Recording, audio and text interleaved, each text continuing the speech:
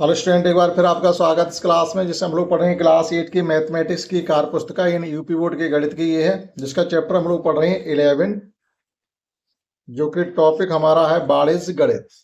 वाणिज्य गणित नामक टॉपिक हम लोग पढ़ रहे हैं इसमें, और इसका हम क्वेश्चन आपको करा चुके हैं। पहला कंप्लीट कराया हमने, दूसरा कराया है, तीसरे में एक दो क्वेश्चन कराए, सेम सभी थे।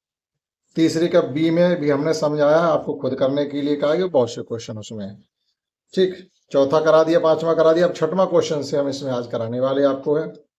और छठवां क्वेश्चन से कहा गया कि एक व्यक्ति 50,000 रुपए का ऋण 2 वर्षों के लिए लेता, 50,000 का लोन लेता किसी से 2 वर्षों के लिए, लेकिन उसकी शर्त क्या है कि आपको पहली वर्ष का 12% ब्याज देना पड़ेगा और दूसरी वर्ष के लिए 15% देना पड़ेगा।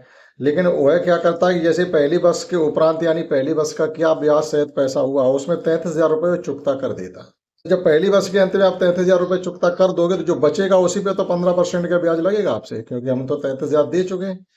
तो देने का मतलब फिर ये होता जो अमाउंट रह गया है आप उस पर ब्याज लीजिएगा। तो ये कह रहे दूसरी वर्ष के अंत में उसे कितनी धनराशि और देनी पड़ेगी जिससे वह ऋण मुक्त हो जाए। तो दूसरी वर्ष के अंत में ब्याज किस पैसे भी लगेगा वो हम ये देखेंगे कि जो भी आपका अमाउंट 50,000 रुपये ब्याज सहित होगा उसमें से 33,000 रुपये कम करने पड़ेंगे। आइए समझते हैं कैसे। ये क्वेश्चन 6 है, जिसमें आप ऐसा ही तरह निकालो, साधारण ब्याज की तरह भी निकाल सकते हो। साधारण ब्याज निकाल लीजिएगा, उसमें एडिशन कर दीजिएगा प्रिंसिपल में, तो आपका टोटल अमाउंट निकल आएगा। तो साधारण ब्याज का रिलेशन होता पी ऐसा ही बराबर पी गुणा आर गुणा टी बटे 100। पी से मतलब होता मूलधन जो आपने लिया है, और आर से मतलब होता है रेट, जो आपसे रेट परसेंट वहां देनी पड़ रही है। तो पी से मतलब होता है प्रिंसिपल, जो पैसा आपने लिया है वो है हमारा 50,000 रुपए।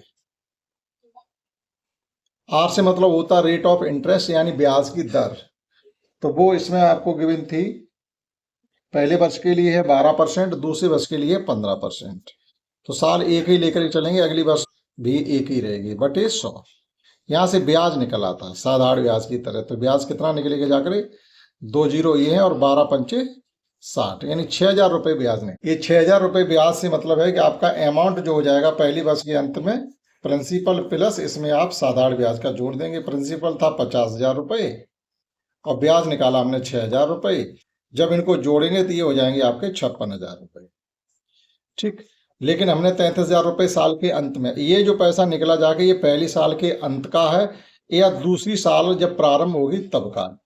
लेकिन हमने क्या किया है कि कुछ पैसा शुरू में ये पहली साल के अंत में चुका दिया है। तो एक तरीके से अब आपका दूसरी साल के प्रारंभ के लिए जो प्रिंसिपल होगा वो P1 से लिखे ले रहे हैं। तो P1 से मतलब हो जाएगा आपका 56,000 रुपये में से आप 33,000 रुपये को घटा देंगे, तो ये बचेंगे आपके 23,000 रुपये। अब 23,000 रुपये पर दूसरी साल में ब्याज चलेगा, लेकिन ब्याज की दर हो जाएगी 15%। तो देखिए आपको क्या देना पड़े, यहाँ भी आप SI की तरह ही निकाल लें। P कितना हमारा 23,000 रुपये है, R अब 15 हो गया और समय एक ही वर्ष है आपका, एक वर्ष वो, एक वर्ष ये, 2 वर्ष होगी बटे 100। ये 2 जीरो से 2 जीरो कट गई, एक जीरो हमारा ये बचा हुआ है। 15 तिया 45, 5 यहाँ से लगी 4, 15 दूनी 30 और 4 34। दूसरी वर्ष के अंत में आपको ब्याज देना पड़ेगा 3,450 रुपये, क्योंकि हम ये पैसा चुका चुके हैं ना इतना, तो सीधी सी बात जो रह जाएगा हमें उसी पे तो ब्याज देना पड़ेगा। तो दूसरी वर्ष के अंत में अपना ब्याज चुकता करने के लिए उस टोटल अमाउंट देना पड़ेगा, वो क्या हो जाएगा आपका टोटल अमाउंट का मतलब कुल धन। कुल धन कितना देना है, 23,000 रुपये तो वो बचे हुए थे, वो आपको मूलधन के देने पड़ेंगे और 3,450 रुपये ये ब्याज के देने पड़ेंगे। तो कुल मिलाकर के ये हो जाएगा आपका 23 26, 26,450 रुपये उसे दूसरी साल के अंत में देना पड़ेगा। ये है क्वेश्चन 6, आप इसको नोट कर सकते हैं। समझते हैं अगला क्वेश्चन। और अगला क्वेश्चन इस प्रकार से, राजू एक साहूकार से 60,000 रुपये उधार लेता है 8% साधारण ब्याज की दर से 3 वर्ष के लिए। साधारण ब्याज की दर 8% है, 3 वर्ष के लिए पैसा हमने लिया, लेकिन उस व्यक्ति ने उधर से पैसा लिया, उधर से 60,000 में से 50,000 इधर दूसरी जगह किसी और दे दिया। लेकिन तरीका क्या है, अब चक्रवृद्धि ब्याज है, वहां साधारण ब्याज पे पैसा लिया और चक्रवृद्धि ब्याज पर हमने इधर दूसरी और को दे दिया, लेकिन ब्याज की दर कम हो गई और पैसे भी 10,000 रुपये कम हो गए। पूछा हमसे ये जा रहा है इस पूरी प्रक्रिया में राजू को फायदा होगा या घाटा होगा। मतलब हमने इधर से ब्याज पे पैसा लिया है, इधर ब्याज पे दे दिया है। अब मान लीजिए लेने वाले पैसे हमें ब्याज 15,000 देना है और देने वाले हमें 10,000 रुपये मिले तो 5,000 का घाटा हो जाएगा, तो कोई बिजनेस हमें फायदा नहीं रहा। तो यही देखना है कि कौन सा ब्याज ज़्यादा। साधारण ब्याज ज़्यादा है तो राजू घाटे में रहेगा, और अगर चक्रवृद्धि ब्याज ज़्यादा है तो राजू फायदे में रहेगा। समझिएगा, 1 2 3 और 1 2 3 जीरो कट गए। 5 से ये 50 कट गए 10 बार, और इस 5 से ये 10 कट गए 2 बार।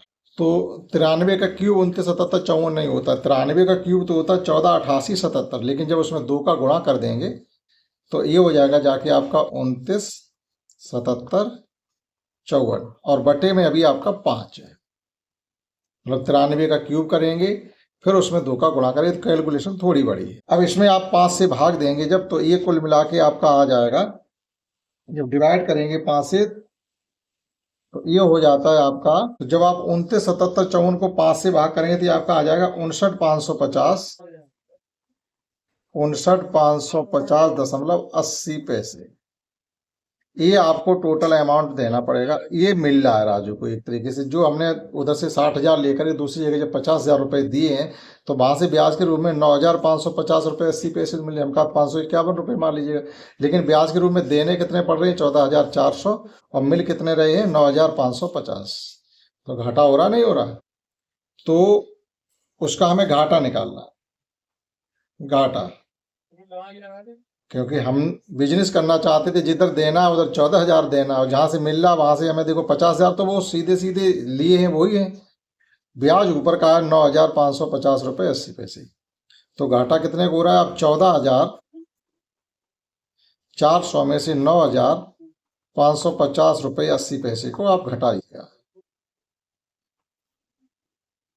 तो ये जीरो, ये बच गया आपका 20, यहाँ रह जाएगा आपके 9, यहाँ भी 9 में से 5 जाएंगे 4 बचेंगे, यहाँ रहेंगे 3, 13 में से 5 जाएंगे तो 8 बचेंगे, और यहाँ रह गए आपके 13 में से 9 गए 4 बचे, यानी 4,849 रुपये 20 पैसे का उसको लॉस हो रहा है इस पूरे ये बिजनेस करने में। बिजनेस क्या थी? कुछ नहीं था, इधर से पैसा लेकर के उधर हमने दिया है। अब लिया था तो हमने 60,000, दिया है 50,000, लिया था हमने 8% पे, लिया है हमने 6% ब्याज। ठीक, हमने 6% पे दिया और लिया 8% में, लेकिन वो साधारण था, ये चक्रवृद्धि है, लेकिन तब भी उतना नहीं हो पाया। आप नोट कर सकते हैं क्वेश्चन नंबर 7। अब देखिए अगला क्वेश्चन नमा इस प्रकार से है, नमा क्यों 8वां क्वेश्चन। 8वां क्वेश्चन इस प्रकार से है कि किसी वार्षिक दर से अमूल्यन, अमूल्यन का मतलब है कि कोई चीज है जिसका मूल्य घट रहा है। अब जैसे मान लो आप कार ले लीजिएगा, मोटरसाइकिल ले लीजिएगा, फिर उसकी कीमत उसी दिन से घटना शुरू हो जाती है, इसी को हम लोग अवमूल्यन कहते हैं। तो आपने कहीं पर 3,12,500 रुपये लगाए हैं, और उसमें 2 वर्ष के बाद जो उसकी कीमत घटी है वो रह गई है 2,88,000। तो वो ये कह रहे हैं कि किस दर से ये कीमत किसी चीज की घटी है, वो दर बतानी, यानी आर बतानी। तो देखिएगा इसको किस प्रकार से घटी। जब अमूल्यन होता है, जो ब्याज चक्रवृद्धि ब्याज का सूत्र होता है उसमें प्लस आर की जगह माइनस आर कर देते, केवल इतना अंतर है। तो ये क्वेश्चन है आपका 8वां। तो 8वां क्वेश्चन इस प्रकार से करेंगे, a equal to P into 1 minus R upon 100 पे पावर टी। तो अवमूल्यन हो रहा तो यहाँ प्लस की जगह माइनस ले लेते, केवल इतना फर्क होता।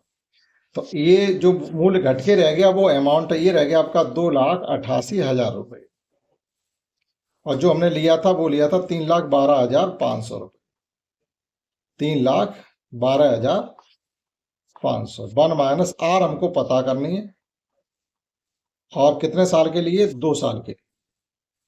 इस नंबर का यहाँ गुणा हो रहा है, इधर आके भाग हो जाएगा 2,88,000 बटे 3,12,500 इक्वल टू में रहेगा आपका 1 माइनस आर बटे 100 पे पावर 2। अब इनको इस प्रकार से बनाना परफेक्ट स्क्वायर नंबर, जो इधर से स्क्वायर हटाएंगे तो इधर स्क्वायर रूट लग जाएगा, अगर हम इधर से वर्ग हटाएंगे इधर जाके वर्गमूल हो जाएगा। तो देखो 2 जीरो से तो 2 जीरो कैंसिल हुए तो हमें दिख रहे हैं। अब आपका बचा हुआ 288 यानी 2,880, और ये बचा 3,125, और इधर आपका 1 माइनस आर बटे 100 पे पावर 2। और ये कटिंग कर लीजिएगा आप, 5 से कटिंग कर लो तो ये अगर हम 5 से करते 5 छिक्का 30, 1 बच गया 12 हो गए, 5 दूनी 10, 2 बच गए 25 हो गए, 55 25, 625 एक परफेक्ट स्क्वायर नंबर। इसे भी आप 5 से काट दो तो 5 55 25, 3 बच गए 38 हो गए, 5 सत्ते 35, फिर 2 बच गए 20 हो गए, 3 बच गए 30 हो गए, 5 छिक्का 30। 576 भी एक परफेक्ट स्क्वायर नंबर है। अब इस प्रकार से आपका क्वेश्चन लिख सकते हैं कि 1 माइनस आर बटे 100 पे पावर 2 बराबर 576 बटे 625। इधर से वर्ग हटाएंगे हम तो उधर जाके हो जाएगा आपका वर्गमूल। 576 बटे 625, 576 24 का वर्ग होता है और 625 25 का वर्ग होता है।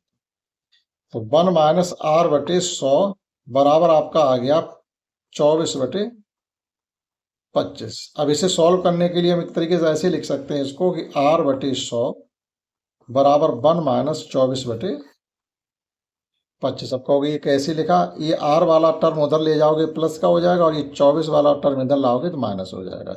इसे सॉल्व करेंगे एलसीएम लेके तो ये बचेगा 1 बटे 25, यानी r अपॉन 100 बराबर 1 बटे 25।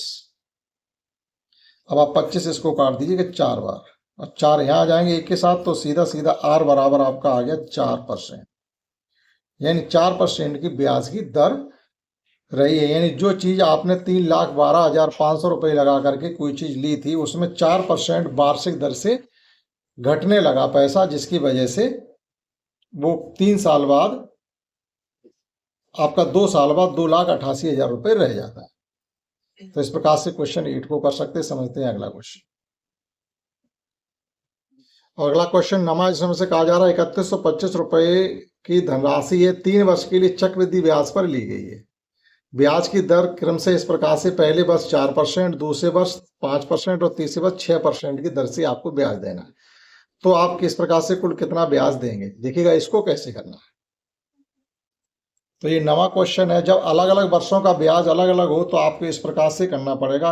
अमाउंट टोटल पता करना हो तो P इंटू 1 प्लस R1 बटे 100 पहली वर्ष, दूसरी वर्ष के लिए फिर 1 प्लस R2 बटे 100, फिर तीसरी वर्ष 1 प्लस R3 बटे 100। इसी प्रकार से आप चलते चले जाएंगे जितने वर्षों का आपसे पूछा गया हो।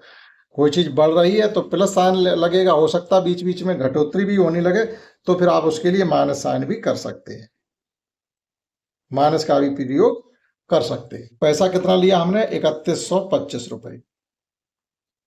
1 प्लस पहली वर्ष का ब्याज है हमारा 4, तो 4 बटे 100 लिखेंगे, प्लस दूसरी वर्ष का ब्याज है हमारा 5, तो 5 बटे 100 लिखेंगे, और तीसरी वर्ष का ब्याज है हमारा 6, तो 6 बटे 100 लिखेंगे। बस इसी को सॉल्व करना। ये 4 से 100 कट जाएंगे 25 बार, 5 से 100 कट जाएंगे 20 बार, 6 से कटेंगे नहीं तो 2 से काट दो 3 बार, ये 2 से काट दो 50 बार।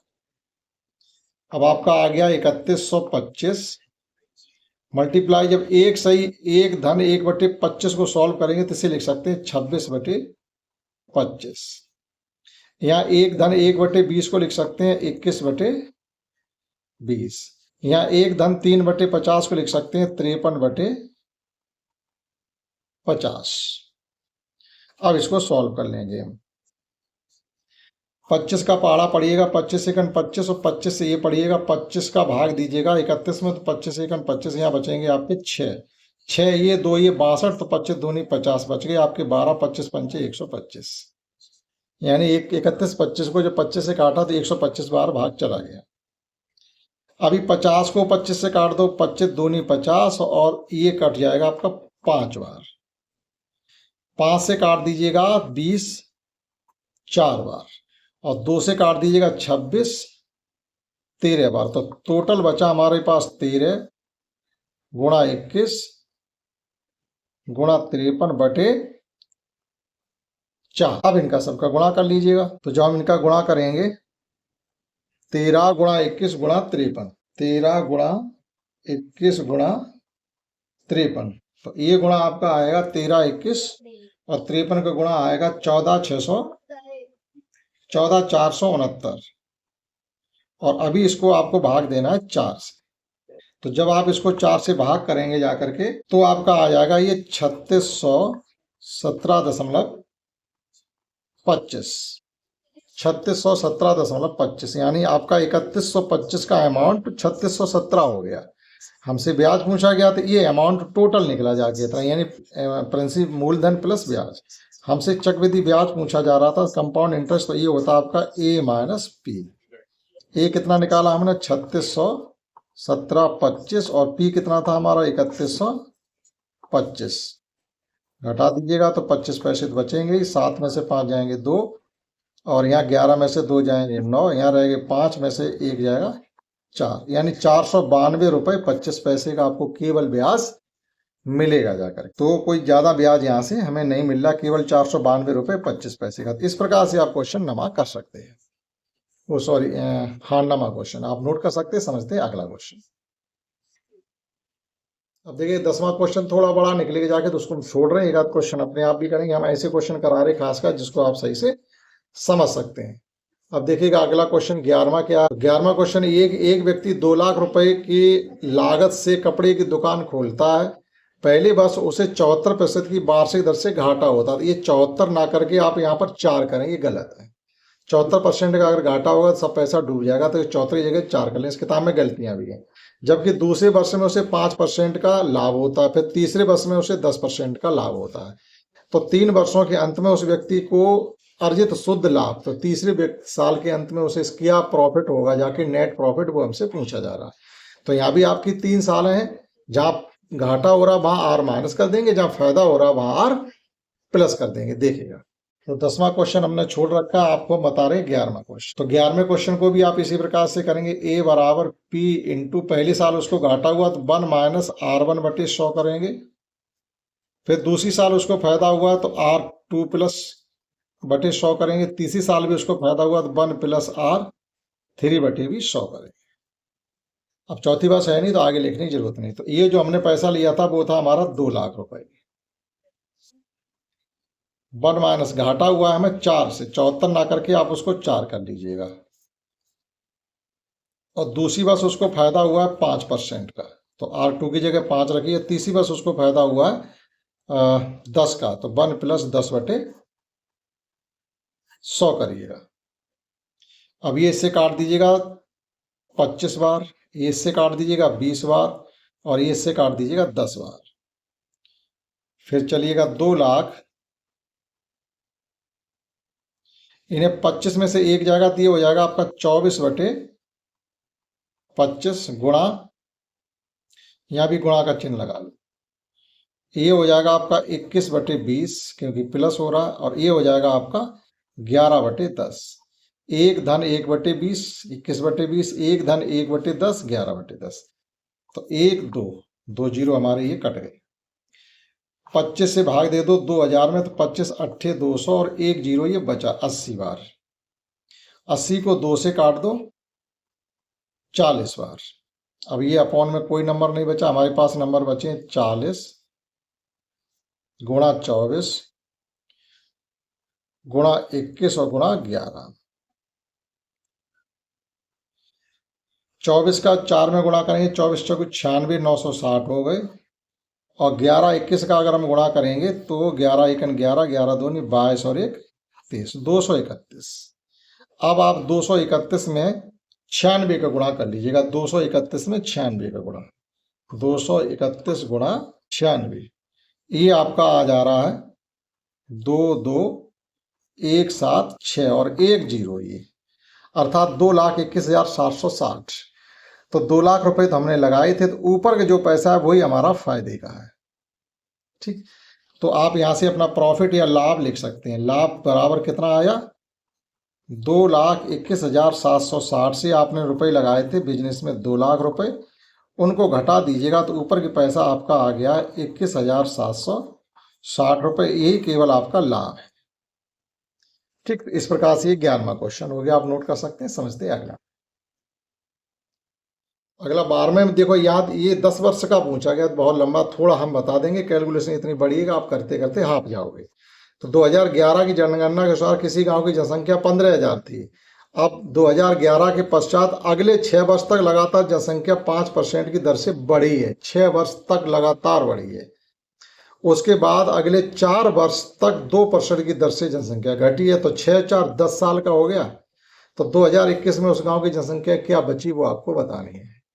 ठीक, तो देखिए इसको करना क्या है, कुछ हम बताते हैं जिससे अगर आप चाहो तो कर सकते हैं। हाँ, तो देखिएगा ये क्वेश्चन है आपका 12वां। इसे किस प्रकार से करना, 2021 में जनसंख्या कितनी हो जाए इस गांव की, तो P पहली संख्या बढ़ी है तो 1 प्लस R1/100 करेंगे। और ये कितने साल तक बढ़ी, 6 साल तक। दूसरी साल मतलब अगले 4 साल जनसंख्या 1 माइनस R2/100 करेंगे, क्योंकि जनसंख्या घटी है लगातार 4 साल तक। बहुत बड़ी कैलकुलेशन होने वाली है। शुरुआत में जनसंख्या थी 15,000। 1 प्लस बढ़ने की दर रही है हमारी 5%। 6 साल तक लगातार 5% की दर से जनसंख्या बढ़ी है और 2% के रेट से जनसंख्या घटी है, वो लगातार 4 वर्ष तक। और यहाँ पावर है 6। ये इससे कट गया 20 बार और ये इससे कट गया है 50 बार। तो कुल मिला के ये आपका आ गया 15,000। और ये लिखेंगे हम गुणा 21/20 और पावर रहेगी 6 गुणा ये हो जाएगा 49/50 और पावर रहेगी 4। 21/20 को 6 बार गुणा करेंगे, 49/50 को 4 बार करेंगे। बहुत लंबा गुणा होने वाला है, लिहाजा इस कैलकुलेशन को आप स्वयं करेंगे। ठीक, समझते हैं अगला क्वेश्चन। अब देखिए 13वां क्वेश्चन इस प्रकार से है कि कोई व्यक्ति 10,000 रुपये 12% प्रतिवर्ष की दर से चक्रवृद्धि ब्याज पर ऋण लेता है और प्रति छमाही ब्याज जो दे है वो छमाही की रेट पर है। ठीक, तो दर आधी रह जाएगी 6%। और कितने समय के लिए लेता, 18 महीने के लिए लेता। 18 महीने की 6 महीने की 3 साल बने और हर 6 महीने बाद वो 36 रुपये चुकाता भी है। तो तीसरे वर्ष के अंत में उसको कितना पैसा देना पड़ेगा जिससे वह ऋण मुक्त हो जाए। भाई 3 है ना, 3 किस्तें हैं उसकी 18 महीने तक, हर 6 महीने बाद दे रहा। तो अब 72 रुपये तो पहले दे चुका होगा। तो आप पहले पूरा इसका चक्रवृद्धि ब्याज निकालिएगा 18 महीने का होता कितना है देखिएगा। तो ये 13वां क्वेश्चन इस प्रकार से है कि A बराबर ब्याज चक्रवृद्धि है तो A बराबर P इंटू 1 प्लस R/100 तो पावर 3 रहेगा। तो पैसा कितना लिया हमने, 10,000 रुपये। 1 प्लस हमने छमाही लिया तो यहाँ 12% की जगह आप 6 कर देंगे। दर आधी समय दूना हो जाता है, यानी 18 महीने जो 6 महीने की सालें बनेंगी वो 3 बनेंगी जाकर। तो ये 2 से काट दो 3 बार, ये 2 से काट दो 50 बार। तो ये हो गया आपका 10,000 और इसको सॉल्व करेंगे तो ये हो जाएगा आपका 53/50 पे पावर 3। अब इसे सॉल्व करना है। 10,000 53 को 3 जगह लिखेंगे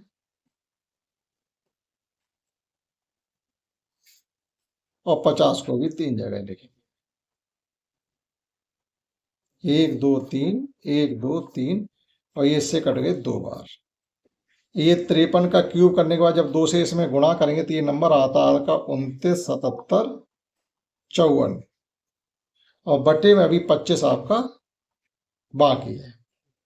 55 25 तो 29 77 54 को आप 25 से कर दीजिएगा भाग। 29 77 54 आप डिवाइड कर दीजिएगा इसको 25 से। ये आपका आ जा रहा है 11,910 रुपये 16 पैसे। यानी जो आपको ब्याज ऊपर का देना पड़ रहा है 1,910 रुपये ही देना पड़ रहा है, 16 पैसे अगर हम छोड़ भी दें। लेकिन उसने 6 महीने बाद जो जमा किया है पहले से जमा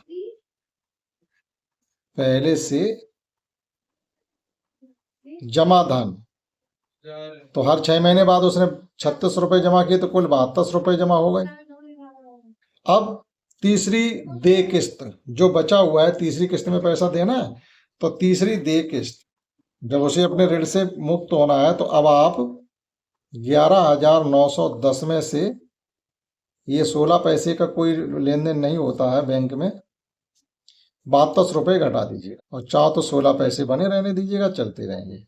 11,910 है, ये 0 ये 1 और यहाँ पर 7 और ये 4, यानी कुल मिला के आपको तीसरी किस्त को अदा करने के बाद आप ऋण मुक्त हो जाएंगे तो वो पैसे आपके रहेंगे 4,710 रुपये 16 पैसे। जीरो, ये 1 और 9 में से 2 गए 7 बचेंगे और 11 में से 7 गए 4 बचे। ठीक, तो इस प्रकार से ये क्वेश्चन हो जाता है आपका 13वां। ठीक, उसके बाद हम कुछ क्वेश्चन इसमें छोड़ रहे हैं, जैसे 14वां क्वेश्चन छोड़ रहे हैं जिसको आप स्वयं करना है, 15 में छोड़ रहे हैं और 16वां क्वेश्चन भी हम आपका इसमें छोड़ रहे हैं, क्योंकि यहाँ पर इस प्रकार इस टाइप का क्वेश्चन भी करा चुके हैं जिसमें 3200 की धनराशि पर 2 वर्षों की साधारण ब्याज चक्रवृद्धि ब्याज का आपको 80 रुपए अंतर दिया, ऐसा सवाल एक कर चुके 96 रुपए का अंतर वाला। लास्ट क्वेश्चन हम 17वां कराएंगे इसका, वो देख लीजिए। और अंतिम क्वेश्चन इस चैप्टर का ये है कि कोमल बैंक से 31,100 रुपए का बैंक लोन लिए जिसे ब्याज के साथ 3 वर्षों में बराबर किस्तों में देना है।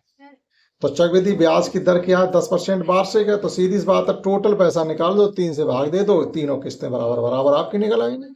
चक्रवृद्धि ब्याज की किस्त निकाल लीजिएगा, 10% है 33,100 रुपए। अंतिम क्वेश्चन 17 है, तो ए बराबर P इंटू 1 प्लस R बटे 100 पे पावर T।